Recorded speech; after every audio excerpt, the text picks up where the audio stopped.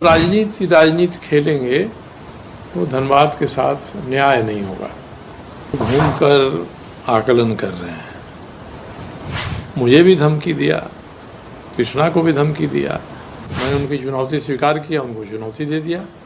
जो करना हो करिए, जवाब देना होगा मैं कोर्ट में जवाब दूंगा। कि प्रत्याशी ने कृष्णा अग्रवाल जैसे मारवाड़ी सम्मेलन के जिलाध्यक्ष को धमकी दे दिया कि फाड़ कर अपने कूड़ेदान में फेंक दिया उसको। जिस दिन मुझे वो नोटिस मिला, मैंने पढ़ते ही कहा कि ये बड़ी घटिया दर्जे की नोटिस है और धड़ाधड़ 2021 में, 22 में, 23 में वो ज़मीन पर ज़मीन खरीदे जा रहा है।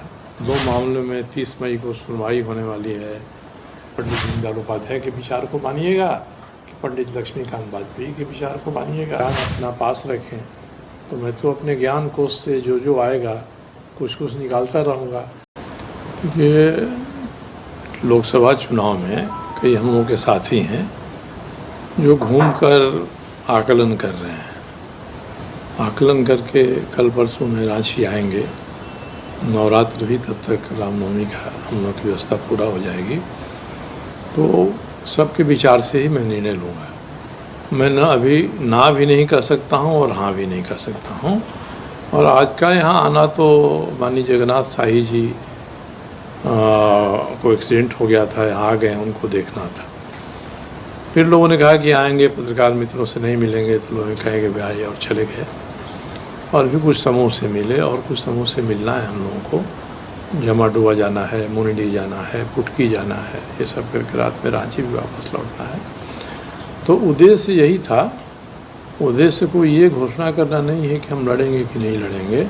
अगर नहीं लड़ेंगे ये भी हम नहीं कह सकते हैं, क्योंकि मेरी सक्रियता धनबाद लोकसभा क्षेत्र में तब हुई जब यहाँ के प्रत्याशी ने कृष्णा अग्रवाल जैसे मारवाड़ी सम्मेलन के जिलाध्यक्ष को धमकी दे दिया, क्योंकि उन्होंने असहमति का स्वर व्यक्त किया था।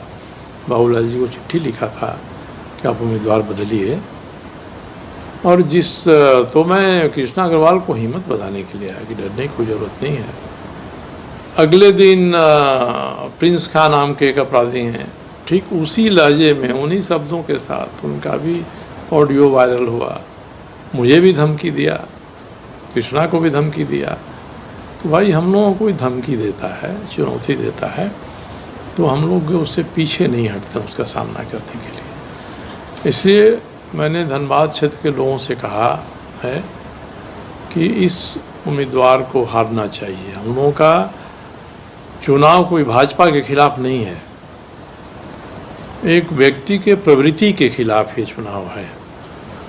और उस प्रवृत्ति ने ही धनबाद लोकसभा क्षेत्र में काफ़ी लोगों को, बहुसंख्यक लोगों को परेशान किया है। ऐसी प्रवृत्तियां लोकसभा में नहीं जानी चाहिए और इसमें भारतीय जनता पार्टी को भी सहयोग करना चाहिए। उनके जो कार्यकर्ता हैं, जो पंडित दीनदयाल उपाध्याय के विचार से प्रेरित हैं। पंडित दीनदयाल जी ने कहा था कि यदि पार्टी उम्मीदवार के चयन में कोई गलती कर दे तो कार्यकर्ताओं को और जनता को उस गलती को सुधार देना चाहिए। ये पॉलिटिकल डायरी में उनका लिखा हुआ है। तो यहाँ एक ऐसी ही गलती किया है भारतीय जनता पार्टी के नेतृत्व ने। जो कार्यकर्ता हैं, शुभचिंतक हैं, समर्थक हैं, उनको सुधार देना चाहिए।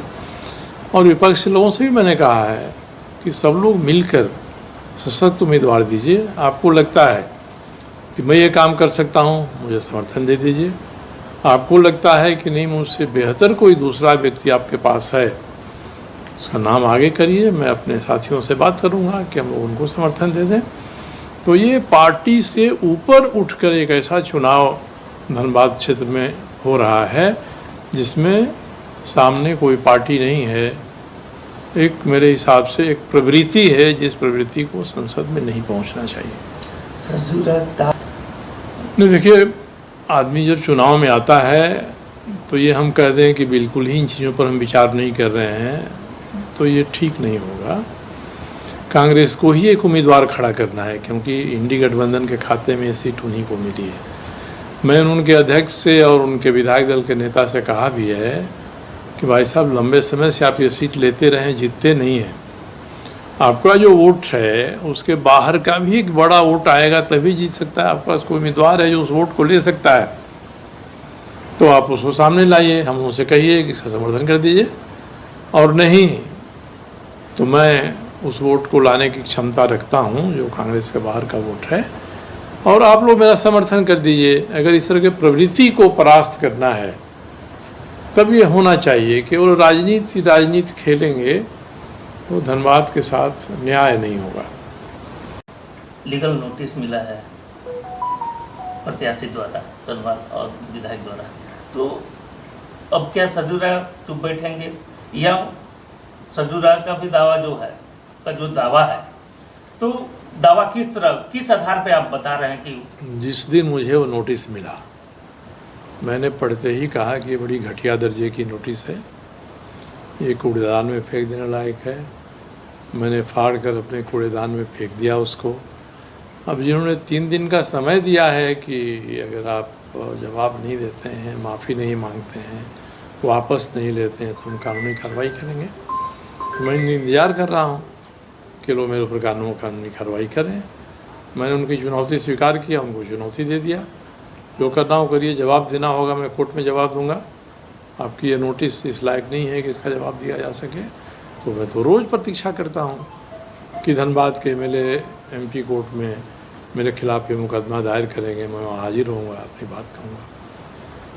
दावा आपका दावा किस आधार पे है? नहीं, मेरा दावा का जो आधार है वह तो इनके खिलाफ 50 मुकदमे चल रहे हैं, उसमें से 4 मुकदमों में सुनवाई हो गई है। नीचे की कोर्ट ने इनको दंडित कर दिया है, हाई कोर्ट में गए हैं, 2 मामलों में 30 मई को सुनवाई होने वाली है। तो ये तो अभी तक तो ये 2 सिद्ध अपराधी हैं जिनका अपराध साबित हो गया न्यायालय में। तो मैं इस आधार पर कह रहा हूँ कि ऐसे व्यक्ति को भारतीय जनता पार्टी जैसी पार्टी को परहेज करना चाहिए चुनाव देने से। दूसरा कि बाघमारा क्षेत्र में जो आतंक है एरिया नंबर 1 से 5 PCCL का, उसमें कोई जाता है, आप डीओ लेके जाइए, देखिए आपको 1800 रुपये पर टन आपको देना पड़ता है एक नई रंगदारी। तो ये जो पैसे इस तरह से उगाए जाते हैं, मनी लॉन्ड्रिंग होती है, काला धन पैदा होता है, तो इसको तो व्यक्ति कहीं ना कहीं लगाएगा ना।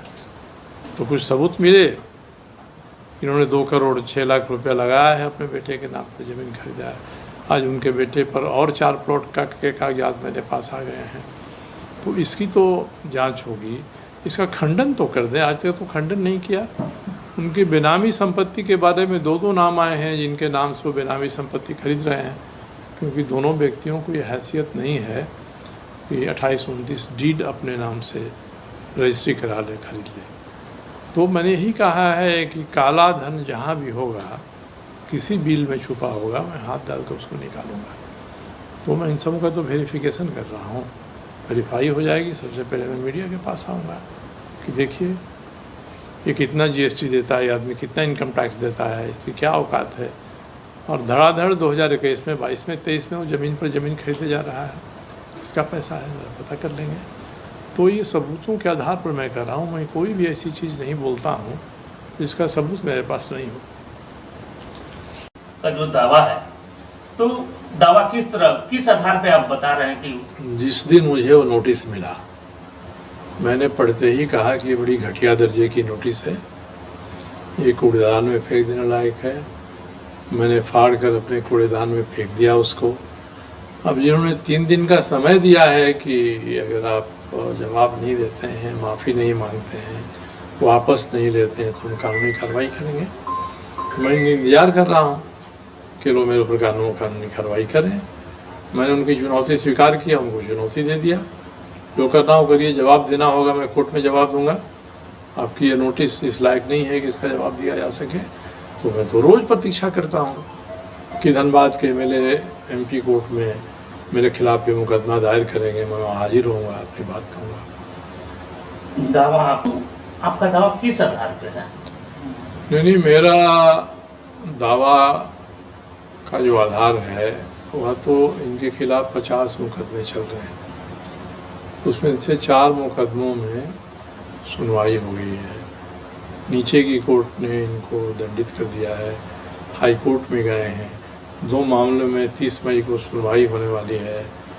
तो ये तो अभी तक तो ये 2 सिद्ध अपराधी हैं जिनका अपराध साबित हो गया न्यायालय में, तो मैं इस आधार पर कह रहा हूँ कि ऐसे व्यक्ति को भारतीय जनता पार्टी जैसी पार्टी को परहेज करना चाहिए चुनाव देने से। दूसरा कि बाघमारा क्षेत्र में जो आतंक है या नंबर 1 से 5 PCCL का, उसमें कोई जाता है, आप डीओ लेके जाइए, देखिए आपको 1800 रुपया पर टन आपको देना पड़ता है एक नई रंगदारी। तो ये जो पैसे इस तरह से उगाए जाते हैं, मनी लॉन्ड्रिंग होती है, काला धन पैदा होता है, तो इसको तो व्यक्ति कहीं ना कहीं लगाएगा ना। तो कुछ सबूत मिले, इन्होंने 2 करोड़ 6 लाख रुपया लगाया है अपने बेटे के नाम पर, ज़मीन खरीदा है, आज उनके बेटे पर और 4 प्लॉट के कागजात मेरे पास आ गए हैं, तो इसकी तो जांच होगी, इसका खंडन तो कर दें। आज तक तो खंडन नहीं किया। उनकी बेनामी संपत्ति के बारे में 2 नाम आए हैं जिनके नाम से वो बेनामी संपत्ति खरीद रहे हैं, क्योंकि दोनों व्यक्तियों को ये हैसियत नहीं है कि 28-29 डीड अपने नाम से रजिस्ट्री करा ले, खरीद ले। तो मैंने यही कहा है कि काला धन जहाँ भी होगा, किसी बिल में छुपा होगा, मैं हाथ डाल कर उसको निकालूंगा। तो मैं इन सब का तो वेरिफिकेशन कर रहा हूँ, वेरीफाई हो जाएगी, सबसे पहले मैं मीडिया के पास आऊँगा कि देखिए ये कितना GST देता है आदमी, कितना इनकम टैक्स देता है, इसकी क्या औकात है, और धड़ाधड़ 2021 में 22 में 23 में वो ज़मीन पर ज़मीन खरीदे जा रहा है, किसका पैसा है पता कर लेंगे। तो ये सबूतों के आधार पर मैं कह रहा हूँ, मैं कोई भी ऐसी चीज़ नहीं बोलता हूँ जिसका सबूत मेरे पास नहीं हो।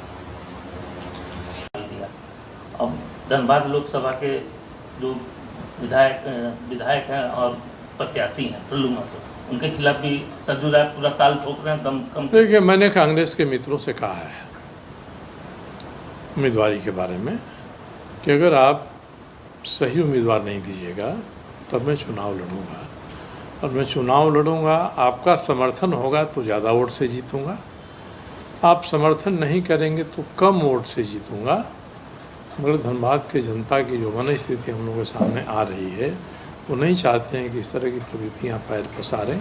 पहले सीधे साधे व्यक्ति थे, यहाँ से सांसद, किसी का नुकसान नहीं करते थे, थोड़ा सुस्त थे, ये अलग बात है। तो अब उनकी जगह पर ठीक इस तरह का उम्मीदवार भाजपा थोप देती है और थोड़ा विचार भी नहीं करती है। और जब कहा जाता है तो उनके झारखंड के प्रभारी कहते हैं कि ये ज्ञान अपना पास रखें, तो मैं तो अपने ज्ञान कोष से जो आएगा कुछ कुछ निकालता रहूँगा। बांटने से ज्ञान बढ़ता है, और ज्ञान कहीं से मिले उसको लेने वाले व्यक्ति को बुद्धिमान कहा जाता है। किसी को कहें कि अपना ज्ञान अपने पास रखिए तो धृष्टता कही जाती है। तो भारतीय जनता पार्टी सोचे, तय करे, मगर हम तो भारतीय जनता पार्टी के कार्यकर्ताओं से, समर्थकों से, शुभचिंतकों से ये कह रहे हैं, भाई इस तरह का जो उम्मीदवार है, इस तरह का प्रत्याशी आपका प्रत्याशी नहीं होना चाहिए। आप पंडित दीनदयाल उपाध्याय के विचार को मानिएगा कि पंडित लक्ष्मीकांत वाजपेयी के विचार को मानिएगा, ये तय आपको करना है। मैं आपके सामने सवाल रखता हूँ। सरजू राय किस तरह का उम्मीदवार कांग्रेस से कोई उनके दिमाग में है, कौन फाइट कर सकते हैं अच्छे उम्मीदवार? कांग्रेस के लोगों ने कहा कि हमारे पास कई उम्मीदवार हैं, तो देखिए कई में से कौन देते हैं। अब कई हैं तो कई तो वही जानते होंगे। सरजू राय किसको अच्छा मानते हैं उसमें? अब ये मेरा किसी उम्मीदवार पर किसी दूसरे पार्टी पर टिप्पणी करना है, व्यवहारिक नहीं कहा जाए। टिप्पणी करने के लिए तो मैं टिप्पणी कर सकता हूँ, पर उचित नहीं माना जाएगा। मैंने मात्र भाजपा के लोगों से ये अपील किया है कि मोदी जी का ये नारा है 400 पार, 400 से अधिक सीटें संसद में चाहते हैं, तो मैं यही कहता हूं कि 400 से अधिक सीटें जीतकर वो जो उद्देश्य हासिल करेंगे उसको 399 से अधिक सीट जीतकर भी हासिल करते हैं। इसमें से धनबाद को एक माइनस करिए, 399 पार का नारा लगाइए, तो जो 400वां सीट है अपने आप आस पास आ जाएगा।